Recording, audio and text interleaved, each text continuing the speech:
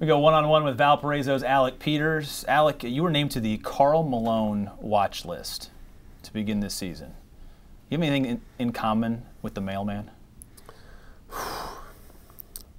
I wish I was as gifted as Karl Malone was. He was obviously the second leading scorer in NBA history. That's you know your stuff. It's quite an honor to be put in the conversation with his name. But I only hope that I could have, you know, a third of the talent, a third of the career that he has had in his life. No step back jumper you patting yourself after? The nothing gun show? Nothing that I want to share now. Short shorts? Nothing that you want to have from Karl Malone? I wouldn't mind.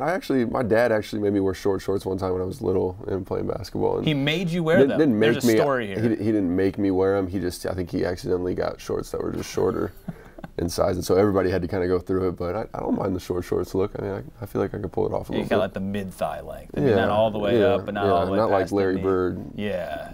That could get awkward. Totally understand that.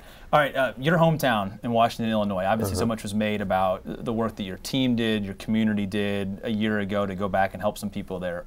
How are the communities similar between where you grew up and where you go to school in Valparaiso?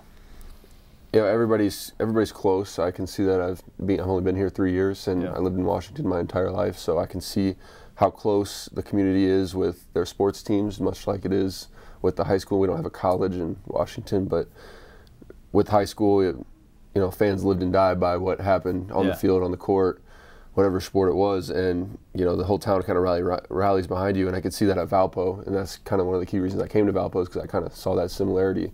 When I would come to a game, you have the loyal fans who just live and breathe Valpo basketball, and I wanted to be a part of it.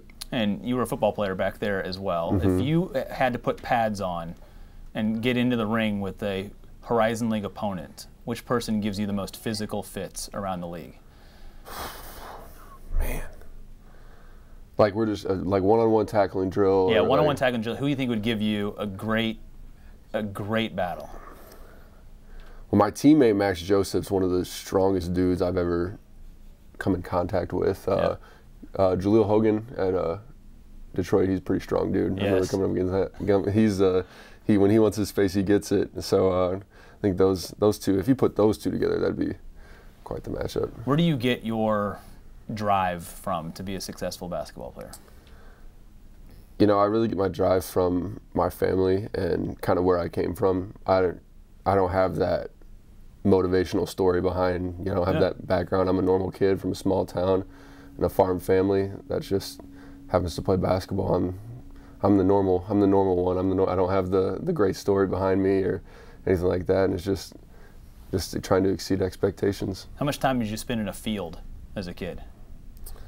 It's in a field, not as much as I was on the actual farm doing like the kind of labor chores, having to kind of pick up poop, and my dad and my uncles got to do the cool stuff in the tractors while me and my cousins actually do the not so nice work. Does anything about that attract you to wanting to go back someday, have a piece of land and do some work? You grew up around the lifestyle of it, and my grandparents, they got up when the sun was up and they went to bed when the sun went down, and so you kind of were born into that kind of lifestyle that they have, and it shows you work ethic. It shows you what hard work really is. And a lot of my friends would say, "Oh yeah, I could do it," and a couple of them couldn't hang half the day. And so it's just that kind of makes you that different breed kind of person that you are, and it just molds you for everything else that you do. The world is so much different when it comes to that sort of work ethic. What have you learned from, say, your grandparents or that generation that you try and still have today? I try to be as humble as possible. My grandparents are very successful in what they do with the farming and the livestock and everything that they do with the land that they have and what they farm and the corn that they sell. I mean, everything that they do, they're very successful at. They don't show it one bit, and that's something I've tried to apply to my life, is no matter the successes or the awards or whatever happens to me, I try to just keep as low of a profile as I can and not try to talk about it, and try to just be as humble as possible. Keep staying humble. We appreciate it. Thanks, Alec. Thank you.